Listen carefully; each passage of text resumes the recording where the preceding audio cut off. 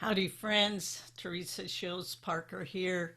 I love coming to you each week, and this week, which I think is episode 33, I'm going to share transparently about some pivotal things that happened to me in my childhood. And I know when I am led to share certain aspects of what I went through, it's always because it's going to relate to someone. It's how things I went through and how God used those things to teach me and lead me on my journey. So someone needs to hear this. It might be you. And if it's not you, then listen to the podcast and share it with whoever you know that needs this. Okay? So here goes. From as far back as I can remember, I prayed for my mother's healing. Now, while I was growing up, my mom had emotional issues that were difficult for me to understand, especially as a child. She had extreme anxiety at one point that morphed into agoraphobia. She had wide mood swings, like from highs to lows. So one minute she'd be dancing the jitterbug in the kitchen, and the next she'd be in a kind of angry rage, or she'd be sitting almost comatose in the living room chair. So the term I heard doctors use to describe this was manic depression. Now, I think that's similar to bipolar diagnosis today. For a child, navigating her moods was like walking through a forest of needles. I never knew when I'd kind of step on something that would hurt me or hurt her or make her angry. Explosions were frequent. And as a kid, I never really understood why she was the way she was. So when I'd ask my dad about what was wrong with my mom, he would tell me that she was sick. But I'm smart enough as a kid to know she wasn't sick like with the flu or the measles or the mumps, all of which I was personally familiar, having gone through all of them. Her sickness was different from that. I'm sure my dad didn't want it known that my mother saw a psychiatrist or had to go into various psych wards at hospitals or even mental hospitals that were in our area. He didn't want her labeled as crazy. In time, I came to realize that that is what people would have called her had they known all of those details. So Dad said doctors were trying to help her, but only God could really heal her. And he kept emphasizing that we needed to pray for Mom. So from early on, my mother was my main prayer request. I remember one time my dad left my brother and I with our grandparents for several weeks in the summer. We got to do that sometimes, but this time was different. This was a time when Mom was going into a mental hospital. And it was devastating to my dad and my grandparents. They were both extremely upset about what was happening. So my brother is about 3 years younger than me. I remember he was little. He was probably around 4, so I was maybe around 7. When we got to Grandma's house and my dad left, I remember sitting around the kitchen table with my grandparents. I don't know where my brother was. Maybe he was outside playing. I don't know. And my grandmother asked me about my mom, and I told her she was sick and had to go to the hospital. And then I started crying. And then Grandma reached for my hand, and I saw that she was crying too. And then Papa said, we need to pray. When we don't know what to do, we should pray. And he led us in a long prayer, and by the end, he was crying too. Now, I believe that was the only time I had ever seen Papa cry. I realized then how they must have felt as her parents. Maybe they thought somehow it was their fault. I think even when we were talking, they talked about that. Was it our fault? What did we do wrong? And that was what gripped them about the whole situation. But we all kept praying for her, and I kept praying for her. But it seemed her behaviors got worse instead of better. And about the time I was 11 or 12, my mother had gotten so bad that she didn't want to go to church, and she didn't want Dad to leave her on Sunday mornings. So Dad sent my brother and I across the street to a church of a different denomination. He felt safe doing that because he actually was personally acquainted with the pastor. So even there, I began asking for prayer for Mom anytime prayer requests were taken. It was the only prayer request I ever asked for. Those in my church felt sorry for me because they knew my mother didn't come to church. They didn't really know the specifics, and that she was sick. Those were all that they knew. Now, some of them may have known what her issue was better than I did. I don't know, because some of them were in our, were neighbors of ours. But they continued to pray. One woman named Betty also lived in our neighborhood. So she would often tell me that she was praying for my mom. And I really believe she was on a consistent basis, not just inside of church. And so that was a real comfort to me to know that she cared enough that she was praying, not even just when the preacher told her to pray, but that she was praying at home for my mom. And of course, a lot of extended family and friends and all of the people we knew were praying for her too, because like Dad said, our only hope was in God. We knew He was the only one who could help make her well. So as a kid, I just wished He'd hurry up and do it. I mean, have you ever been there where we got this prayer request and you just want God to get with the program? I mean, if He could heal her, why was He taking so long, right? And was her case so difficult that even God couldn't heal her? Those were the thoughts that went through my mind. So this went on until the summer before I was ready to leave for college. Now, I wanted to get away for college, even though we had great schools in our hometown. I knew I couldn't live at home and get any studying done or concentrate on what I was doing. I needed to be away. At the same time, I was very concerned about my brother and sister. I was concerned because of things that I had read, that my mother had written, and I talked to my dad about it, and he said, "Your job is to go to college. My job is to look after your brother and sister." So after reassuring me that things would be fine and he'd make sure they were safe, I went off to school, now adding my brother and sister safety to my prayer list, right? So I had a part-time job at the local newspaper, and I was taking advertising proofs around and getting approvals from advertisers. That was my job, and it had been through high school, and this was the summer before leaving for college, so I was still working there. I was like the precursor to the fax machine, right? So Betty, my neighbor, who had been praying for Mom, also worked at the newspaper in classifieds. So towards the end of the summer, I saw her in the hall, and I was thinking about some remark my mom had said to me that morning, and it had been with me all day, so I wasn't in a very good mood. I was building up a case in my mind about how much better it would be when I was at college and far away from home. But as we passed in the hall, Betty stopped just long enough to say to me, "I guess you'll be leaving for college soon. I just want you to know I'm praying for your mom." She started to walk away, but I grabbed her arm.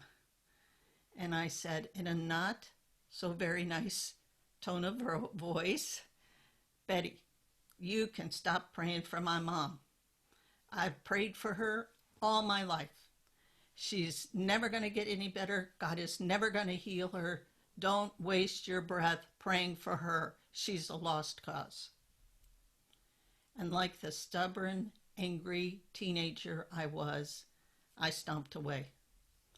I didn't even think about how that must have made Betty feel. I was just done with trying to fix my mother. I was sure that God was too. Now, it was about 3 months into my freshman year at the university which was about 400 miles from where I lived. And I answered the phone, happy to hear my dad's voice. He usually called once a week to give me an update on everything going on at home. But this time he immediately said, your mother has some good news she wants to tell you. This was unusual because of my mother's illness, she rarely talked to me on the phone during this time period. And I couldn't imagine what it was she wanted to tell me. And she says, Jesus healed me. She was so excited. I wasn't sure if I heard her right, so I asked her to repeat it. She did, and I had heard her right. I was really in shock. I wasn't sure whether to believe her or not. I mean, the first thought that crossed my mind was, could this be one of her manic phases again?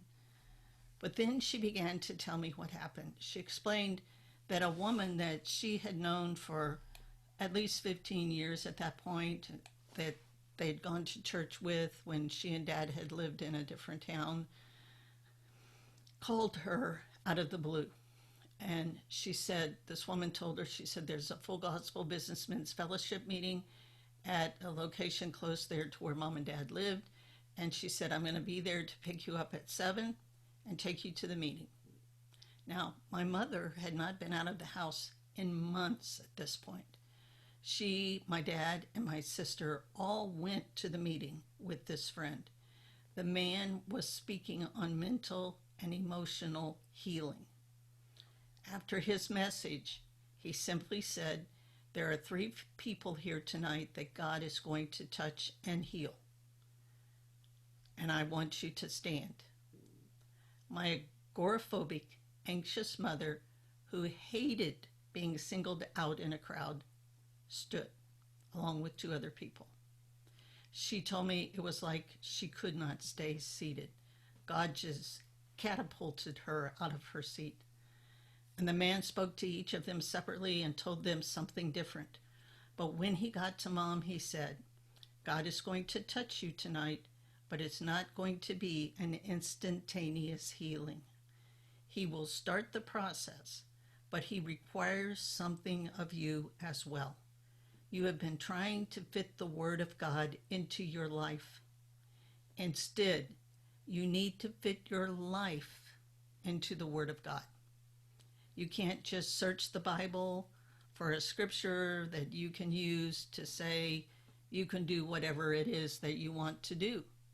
You have to read the Word of God and do what it tells you to do. You fit your life into the Word, not the other way around. Now, I did know that my mom had kind of this tendency to use the Bible to her advantage, kind of twisting the words around to give herself permission to do whatever she wanted to. And so I just said to her, Mom, so what are you going to do? And her very quick, immediate answer was, I'm going to hang on to Jesus as tight as I can. I'm going to hang on to Jesus as tight as I can. And for the rest of her life, I watched her do that. I watched her walk out her healing. The preacher was right. It was an instant. But I heard from Dad how she started having Bible study with him every morning. I mean, he'd always had Bible study and prayer every day and had invited her to join him, but if she did join him, she wouldn't join in. She was an active participant. And she went back to church with him. She was going to every service that he went to. She began taking up new hobbies, volunteering, helping several of her friends who also had mental health issues. And she began babysitting for several babies and toddlers, usually no more than 1 or 2 at a time. She didn't overtax herself, and that was one thing she learned on the journey, but she really loved working with kids. I watched her work out her own salvation with fear and trembling. So in Philippians 12 through 13 in the Passion Translation, it says it this way: now you must continue to make this new life fully manifested as you live in the holy awe of God. The holy awe of God. What a statement. Which brings you trembling into his presence. God will continually revitalize you, implanting within you the passion to do what pleases him. That's exactly what I saw happen in Mom's life. She got so much better that when Dad got ordained, she was right there with him. When he started doing interim pastor work or even fill-in preaching, she was with him all the way, going to all the meetings. Eventually, he pastored a small church for several years, and she saw the need for ministry time, especially for the kids. So she developed and led a children's church program. My mother, who used to be anxious, agoraphobic, and not even wanting to go out of her own house. Somewhere in there, my siblings and I all got married, and she would tell my sister and I often that she and Dad were praying for grandchildren. Her prayers were answered when my son was born less than a year later, and my sister's first daughter was born that same year. I was working outside the home at a weekly newspaper that had very strange hours. So when my mother offered to babysit my son, I had no reservations. She was also babysitting my cousin's daughter. But you know, when I was growing up, if you had told me that I would ever trust that my mother could take care of one of my children, I would have told you you were crazy. It's amazing what miracles God can do in a person's life. I am so glad that I had this front row seat in her transformation. Unfortunately, my mom contracted colon cancer when my son was 4. She had to stop babysitting to manage that horrible disease. I became pregnant with my daughter soon after that. Jenny was only 2 when my mother died in 1992. All of her grandchildren gave her such joy. I mean, she so wanted to see them grow up and become the fine men and women that they have become today. She would love seeing her great-grandchildren. But during all of this time, I had been steadily gaining weight. If you've been following me for any amount of time, you know that I eventually gained up to 430 pounds. My mother saw I was gaining weight, but she never said anything to me about it.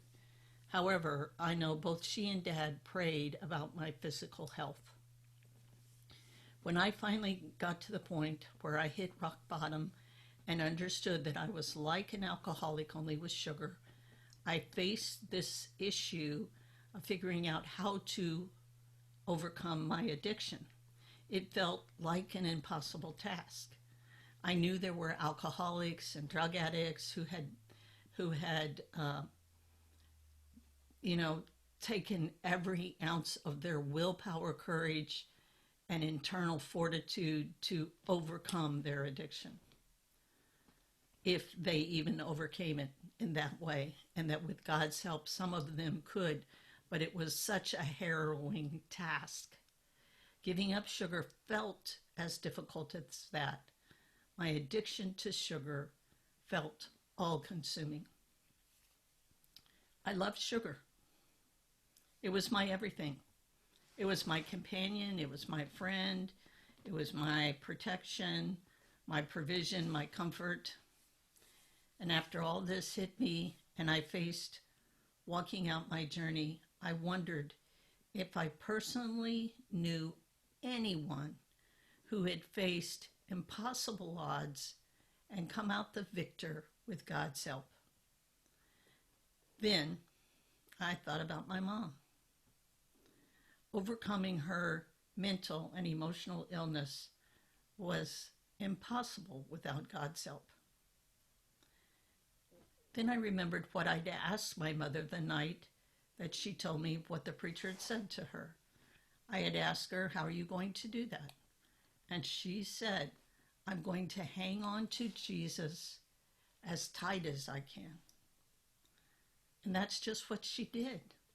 So I figured if that's what she did, and if she could walk out her journey, even though it's vastly different from mine, with God's help, then maybe I could too.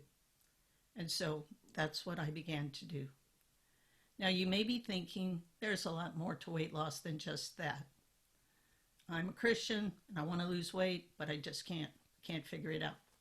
So in reality, holding tight to Jesus is the main thing that will get us through something that has become a stronghold in our lives. It's really difficult. We don't really break a stronghold. We manage a stronghold. We confront the stronghold, and then we manage the stronghold with God's help. Because a stronghold is something that doesn't like to let go. Emotional illness was a stronghold in Mom's life. She was never really completely free of it. She just managed it well. The preacher also told her not to stop her medications, but to find a psychiatrist who would work with her to reduce her medicines and help her understand how to deal with her emotions. In the past, doctors and hospitals she had gone to were simply trying to medicate her to fix her issue. But Mom needed a different strategy. She needed someone more powerful than her to help her navigate life. So like Mom, I had tried every diet imaginable to fix me. In reality, it wasn't a diet I needed or medication or even weight loss surgery. It was allowing God to lead me every step of the way. I saw how like my mother I had been. I wanted to do things my way. I wanted to try to think and plan and worry my way to lose weight and still eat what I wanted. My mother had tried to think and plan and worry her way to avoiding life, avoiding dealing with life, which is what she thought she wanted. In reality, Mom didn't want to avoid life. She just couldn't figure out where she fit in or how she could manage what she was dealing with. In the same way, I didn't really want to eat what I thought I wanted. I just couldn't figure out how to control my emotions and fit into the world without trying to eat those emotions away. Mom's emotional highs and lows were something I always tried to avoid all my life. I had discovered eating sugary, high-carb foods could help me feel more even keel. So I tried to eat away my emotions, and instead I gained an enormous amount of weight. When I realized I was a sugar addict and I needed someone to lead me out of the abyss I was in, I finally saw that I needed to hang on tight to Jesus, as tight as I could. And in order to do that, I had to let go of the false gods I was clinging to. The false god of my appetite had to go. The false god of sugar had to go. Sugar had become like a drug of choice. However, the preacher told Mom to not get off of all of her medications at once, but to work with someone to help her titrate off of the wrong medications and get on the right ones. I had to do the same. I wanted to give up all sugar. That was my goal. But I knew that if I did that, I would just go back to eating it again. I'd fall off the wagon, I'd beat myself up, and I'd placate those emotions by overeating. I was done with that. I needed a different way. So God dropped into my life a mentor who helped me learn how to change my habits and how to start on the road to recovery. Today, I've lost over 250 pounds, and I eat no processed sugar or flour. Now, it took me some time to get here, But let me tell you, the beautiful benefit of knowing that every day I am walking hand in hand with Jesus outweighs any of the difficulties I've gone through, any of the trials and heartaches that I've had getting here. Losing weight is really a byproduct of getting closer to God. At least it is for me. To live any other way would mean that I have willfully chosen to put myself back into bondage to sugar and food addiction. So that's why I don't say I have broken the stronghold. I say I've confronted it and I am managing it. Galatians 5:1 in the Passion Translation says it this way: "Let me be clear. The Anointed One has set us free, not partially, but completely and wonderfully free. We must always cherish this truth and stubbornly refuse to go back to the bondage of the past." Now, I used to stubbornly refuse to give up the foods I loved, but those foods had become a stronghold that held me in bondage. Now I am indeed stubborn about approaching anything that even looks or smells like it's going to put me back into bondage, because I have confronted that stronghold and I don't want to have to confront it again. The best thing is now I am completely free to follow wherever Jesus leads me. The devil may come knocking at my door. He may try to capture me in his sly schemes, but nothing tastes as good as the freedom that Christ brings. Nothing. Psalms 119:45 in the Passion Translation has become one of my watchword scriptures. It says, "I will walk with you in complete freedom, for I seek to follow your every command."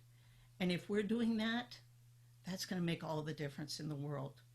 I hope that is true for you, my friend. There are so many things that try to take us away from the complete freedom that Jesus brings us. Overeating, food addiction, binging, other things like alcohol, drugs, overspending, pornography, and so much more will put us in bondage if we allow them to seep in. Shut the door on the devil, friends. Open it to Jesus. So if you need help in this area, Overcomers Weight Loss, Christian Weight Loss Academy is open now. But let me tell you, let me just give you, I guess, a really hard truth. I don't want you to join unless you are ready to commit to the process of really submitting everything to God. So Overcomers is not about a diet. It's about lifestyle change. It's about getting you so close to God that you can hardly stand it. It's about learning how to follow him in everything, even what you eat and how you move. So if you're ready, really ready, there is a discount code that's still applicable on the Overcomers Academy page.